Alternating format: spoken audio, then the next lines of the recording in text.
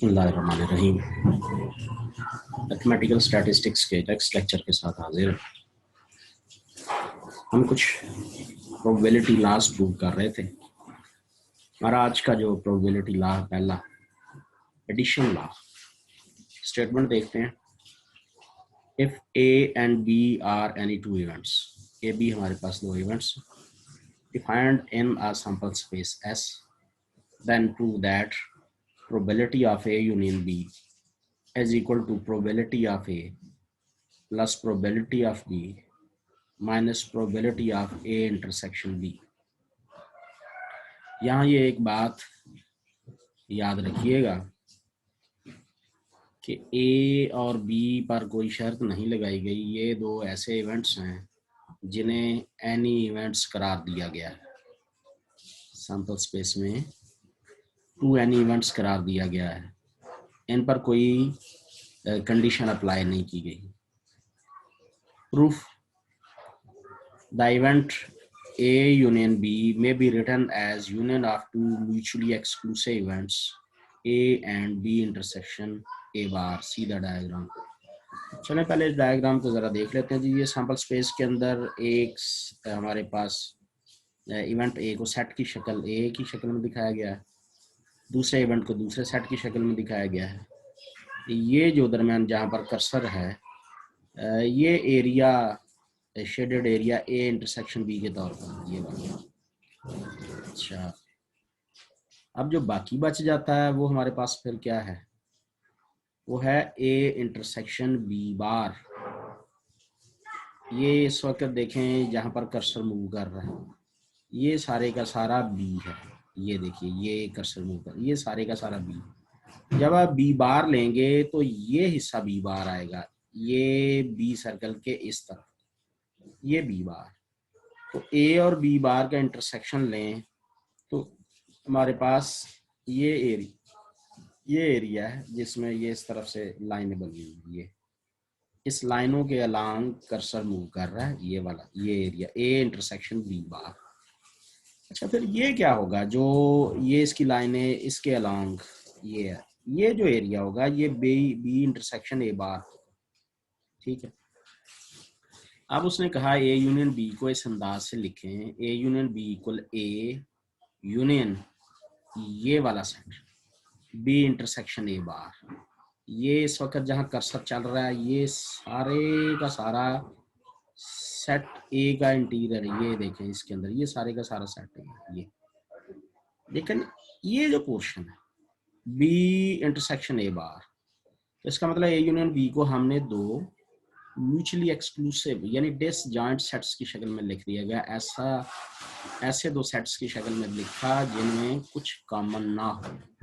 ए union B intersection B bar की शक्ल में लिखा गया इसको। ठीक है जी। अब हम देखते हैं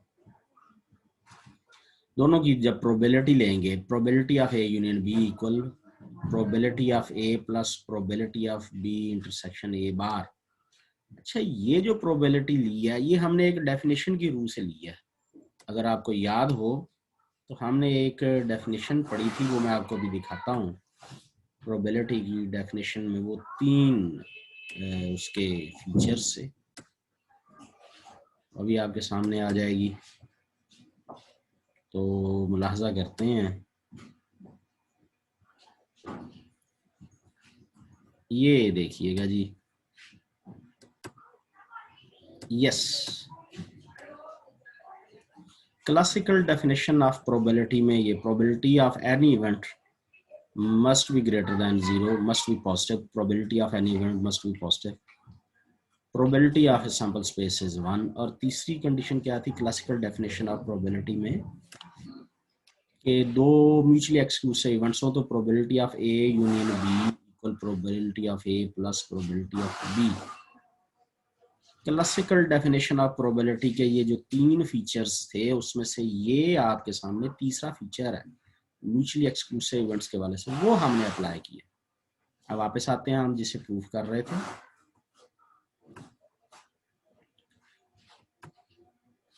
देखते हैं कि उसमें किस तरह से, यस, ये देखिएगा ये ए यूनियन ए और बी इंटरसेक्शन ए बार दो म्यूचुअली एक्सक्लूसिव इवेंट्स है, वो प्रॉपर्टी लगाई गई। क्लासिकल डेफिनेशन ऑफ प्रोबेबिलिटी का तीसरा फीचर यहाँ पर अप्लाई किया गया। Again the event B may also be decomposed into mutually exclusive events। जैसे हमने A यूनियन B को टू म्यूचुअल एक्सक्लूसिव इवेंट्स में लिखा है, ऐसे ही B इवेंट को डिकम्पोज करके टू म्यूचुअली एक्सक्लूसिव इवेंट्स में लिखा जाएगा। पहला A इंटरसेक्शन B, ये आ गया A इंटरसेक्शन B, ये B का पार्ट भी है। अब दूसरा ये आ जाएगा ए बार इंटरसेक्शन बी, ये तो ये हिस्सा ए इंटरसेक्शन बी और ये हिस्सा ए बार या बी इंटरसेक्शन ए बार, इसे ए बार इंटरसेक्शन बी भी कह सकते हैं। तो ये बी को डिकम्पोज कर लिया हमने। एक इवेंट ये होगा, दूसरा इवेंट ये होगा, दोनों इवेंट्स म्यूचुअली एक्सक्लूसिव। अब लगाइए जरा probability. Classical definition of probability का तीसरा एक्सियम यहाँ पर अप्लाई कीजिए। प्रोबेबिलिटी ऑफ बी इक्वल, ये यूनियन प्लस में चेंज हो जाएगा, probability of A intersection B plus probability of A bar intersection B. ये है जी, इस नोयत से हमने probability of B find out कर ली है। अब हमने इस पूरी इक्वेशन को इस पूरी इक्वेशन से माइनस करना है। माइनस करने का स्टाइल ये होता है कि रेलेवेंट साइड से माइनस होती है। प्रोबेबिलिटी ऑफ बी इससे माइनस होगा और ये साइड इससे माइनस होगी। जरा चेक करते हैं जी। ऐसा करने पर हमारे पास ये देखिए, probability of A union B minus हो जाएगा प्रोबेबिलिटी ऑफ बी से, और दूसरी तरफ probability of A plus probability of B intersection A bar minus हो जाएगा हमारे पास, इससे कट जाएगा। ये वाला फैक्टर जहां पर इस वक्त कर्सर है वो इस फैक्टर से कट जाएगा, तो प्रोबेबिलिटी ऑफ ए माइनस हो जाएगा प्रोबेबिलिटी ऑफ ए इंटरसेक्शन। ये रिजल्ट बन गया जी। अब यहाँ से आपके पास ये जो नेगेटिव है दूसरी तरफ ये पॉजिटिव हो जाएगा। Probability of A union B equal probability of A plus probability of B minus probability of A intersection B. ये एक लॉ की सूरत में हमारे सामने आ गया। This law of called the general rule of addition for probabilities. तो ऐसे भी पेपर में पूछा जा सकता है, state and prove general rule of addition for probabilities या prove the addition law of probabilities. ठीक है जी। इसकी स्टेटमेंट क्या होगी? स्टेटमेंट आपसे वाइवा में जुबानी पूछी जा सकती है। इसी एक्सप्रेशन को स्टेटमेंट का रूप देंगे। If two events A and B are not mutually exclusive, ये बात याद रखें, ये जो रिजल्ट बना है नॉट एक्सक्लूसिव के लिए बना है। Then probability that at least one of them occurs is given by the sum of separate probabilities of event A and B minus the probability of the joint event। अच्छा, probability of A union B इसमें क्या था जी? Separate probabilities, एक ही event A की event B दोनों को add किया गया माइनस इनकी जॉइंट प्रोबेबिलिटी को ऐड किया। ये जी एडिशन लॉ की स्टेटमेंट। अब इसमें से कुछ इस्तखराज होगा, नए नताइज बरामद किए जाएंगे। If A and B are mutually exclusive events, then probability of A union B equal probability of A plus probability of B। खाली ये भी एक शॉर्ट क्वेश्चन पेपर में आ सकता है, तो इसलिए इसको भी ज़रा चेक कर लेते हैं।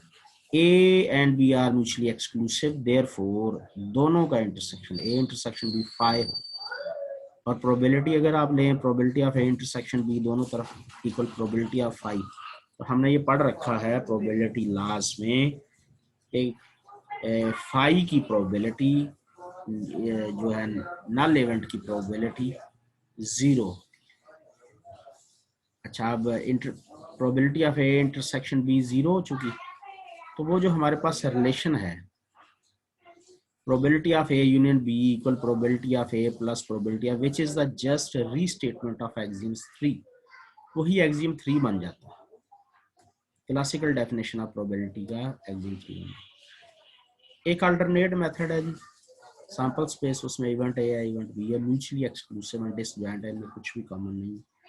N be the total number of sample space, A B be two events consisting of m1 sample points in A and m2 number of sample points in B. Occurrence of A union B is set which consists of all sample points belonging to either A or B. Since A, B are mutually exclusive events, therefore they have no sample point in common. Then obviously number of points contained in A union B is m1 plus m2.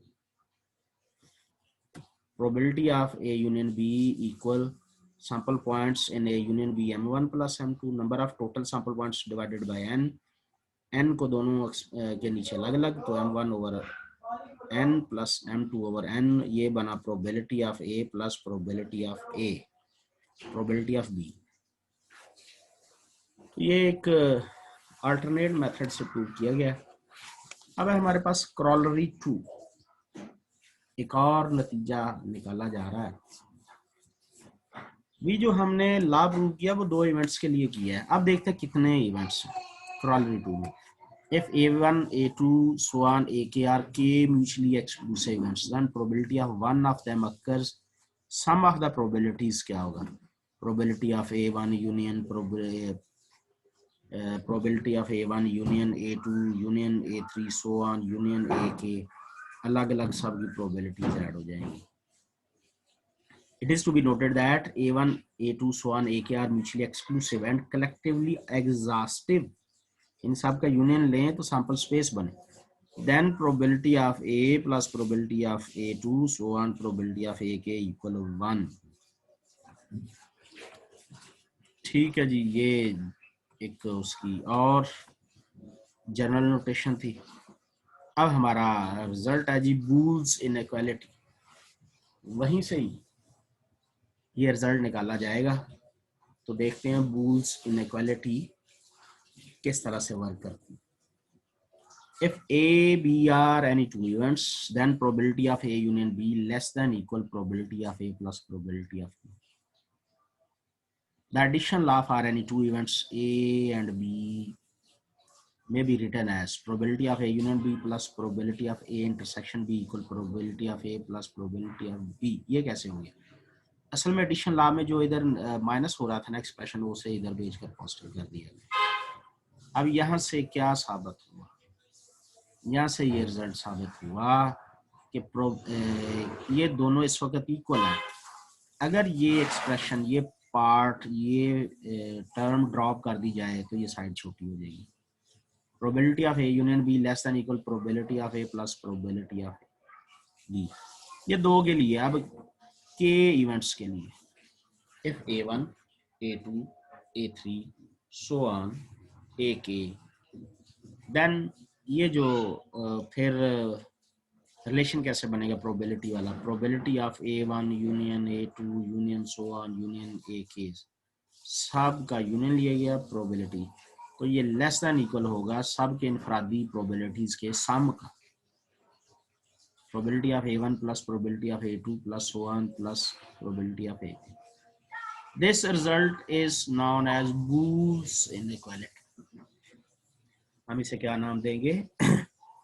बूल्स inequality. तो paper में ये short question आ सकता है, state and prove बूल्स inequality. इसका मतलब inequality वो लिख कर नहीं देगा, बस स्टेट एंड प्रूव हो जाएगा। क्योंकि अमूमन जब साइंटिस्ट के नाम पे कोई चीज होती है तो फिर उसका स्टेट एंड प्रूव आता है। एक एग्जांपल देखते हैं हम। एग्जांपल से पहले कुछ क्वेश्चंस जो आपने आंसर देने हैं कमेंट सेक्शन में जाकर। राइट, पहला क्वेश्चन होगा write the 3 axioms of classical definition of probability. ये पहला सवाल है। दूसरा है जी, what is the addition law for any two events. ये सवाल क्वेश्चन 2, इसकी स्टेटमेंट ही लिखनी है। तीसरा है जी, what is the addition law for two mutual exclusive events. ये 3, ठीक है जी। और चौथा है जी हमारे पास, what is Boole's inequality. What is Boole's inequality. ये 4 सवालों के जवाब आपने देने हैं, ठीक है जी, कमेंट सेक्शन में जाकर। एक एग्जांपल चलते चलते एक नज़र। If one card is selected at random from the deck of 52 playing cards, ताश के 52 पत्तों में से एक कार्ड निकाला गया, what is the probability that the card is a club और फेस और बोथ। कहते क्या प्रोबेबिलिटी होगी, वो क्लब होगा या फेस होगा, या दोनों ही होंगे। Let A represent the event that the card selected is a club. अगर कार्ड क्लब है तो इवेंट ए होगा, और अगर फेस है तो इवेंट बी होगा। और A intersection B, the event the card selected is both club and face, फिर ए इंटरसेक्शन बी से। We need probability of A union B. अच्छा, इसमें 13 कार्ड्स होते हैं जी क्लब के, 12 होते हैं फेस। प्रोबेबिलिटी ऑफ ए क्या होगा, 13/20 55। और फेस कार्ड 12 है तो प्रोबेबिलिटी उसकी होगी 12/50। एंड सिंस दोनों की हो तो वो 3 ऑफ क्लब्स आर आल्सो, 3 ऐसे क्लब है जो कि फेस भी है, तो उसकी प्रोबेबिलिटी 3/52 होगी। Therefore, desired probability of A union B equal probability of A plus probability of B minus probability of A intersection B. A की probability 13/52, B की probability 12/52 और A intersection B की probability 3/52 माइनस कर दें तो ये 22/52 हमारे पास आंसर आ जाएगा। ये हमने what is the probability that the card is a club or a face or both, ये हमने इसकी प्रोबेबिलिटी। तो आपने इसके answer the. Following questions comments में सेक्शन में जाके लाजमी लिखने, वही आपके अटेंडेंस मार्क होगी। Thank you.